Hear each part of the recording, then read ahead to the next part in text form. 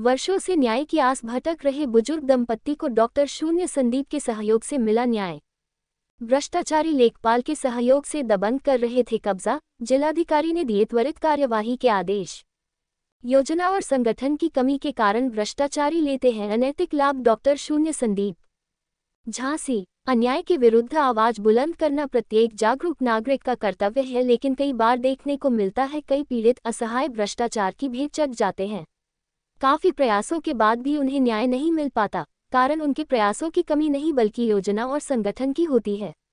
समाजसेवी संगठनों का निर्माण इसीलिए किया जाता है कि लोग एकत्रित होकर अन्याय और भ्रष्टाचार के खिलाफ अपनी आवाज उठा सकें, साथ ही दबंग और आतताइयों के विरुद्ध कानूनी कार्यवाही कर अन्य लोगों को शोषण से बचा सकें।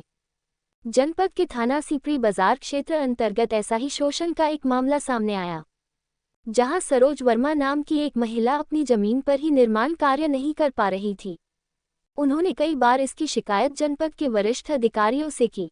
अधिकारियों ने निचले क्रम के अधिकारियों को जांच कर आवश्यक कार्यवाही करने के निर्देश दिए, लेकिन जांच करने पहुंचे लेखपाल दामोदर दास ने अपना सुरसा सा मुंह खोलकर रूपों की मांग सामने रख दी।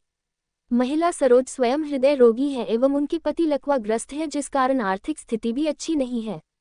जब लेखपाल को लगा कि उन्हें कुछ आर्थिक लाभ नहीं हो पा रहा तो उन्होंने जमीन पर कब्जा करने के लिए साथ गांठ कर एक दबंग को खड़ा कर दिया और पीड़ित पक्ष पर राजीनामे का दबाव बनाने लगे। अपनी ही जमीन पर निर्माण न कर पाने से हताश परिवार जानकारी प्राप्त कर संघर्ष सेवा समिति कार्यालय पहुंचा, जहां उन्होंने पूरे घटनाक्रम की विस्तार से जानकारी संस्थापक डॉक्टर शून्य संदीप सरावगी को दी। परिवार की दयनीय स्थिति देख डॉक्टर संदीप ने पीड़ित परिवार को न्याय दिलाने का आश्वासन दिया। डॉक्टर शून्य संदीप के आह्वान पर दिनांक 8 जुलाई को संघर्ष। कहाँ रहती हैं? आयस नगर। क्या हुआ आज, क्यों यहाँ डीएम के आए? आए के लेखपाल की वजह से और दबंग राजू वर्मा भूमि माफिया की वजह से हमें होने पर डीएम बेटा ने तो खूब मदद करी, 3-4 बार वो आदेश भी करे इनकी बाउंड्री कराओ, नहीं सुनी उसने।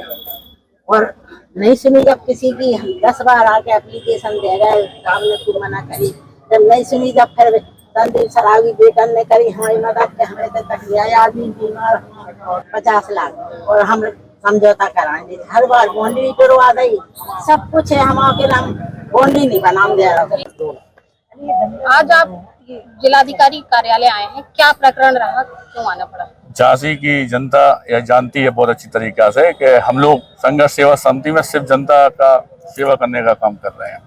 जब माँ यहाँ पे जो सरोज वर्मा जिनको आपने अभी सुना और देखा, ये बहुत रोती हुई हमारे पास जब कार्यालय में आई, उन्होंने हमें बताया कि किसी दबंग व्यक्ति द्वारा इन्हें हमेशा से प्रताड़ना दी जा रही है, पैसों की अवैध मांग की जा रही है। तो जो लेखपाल दामोदर है उससे हमारी भी बात हुई और माताजी की बात हुई, इनके पुत्रों की बात हुई। लेकिन जब भी मौके पे लेखपाल जी पहुंचते हैं तो विपक्षी आदमी को अपने वहीं पे बुला लेते हैं।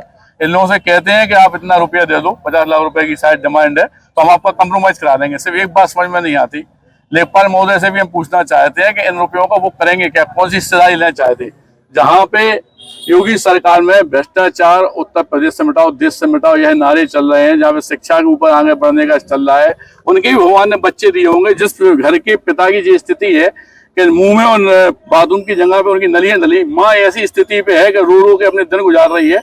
वहां पे इन्हें कौन सा कंप्रोमाइज कराना है, कौन से इन्हें ऐसे रुपए मिल रहे हैं, जिससे कि इन्हें यह भी नहीं सोचा कि वास्तविकता में इस परिवार का क्या होगा। आगे से भी झांसी के अंदर जितने प्रशासन के लोग हैं, अगर वो लोग कोई भी ऐसा गंदा कृत्य करते हैं जिससे आम इंसान की आंखों में आंसू आते हैं, तो मैं आप पत्रकारों के माध्यम से झांसी के लोगों से सामने कहना चाहता हूं कि मैं हमेशा उनके साथ खड़ा हूं और अगर कोई भी दिक्कत आती है तो मैं अपना पूरा जीवन उनके साथ समर्पित कर दूंगा। और इन भ्रष्टाचारी कोई भी तरह का कोई भी पटवारी, लेखपाल, कानून को या कोई भी प्रशासनिक अधिकारी होता है तो उसके खिलाफ मैं और संघर्ष सेवा समिति की समस्त टीम कड़े से खड़ा होगा।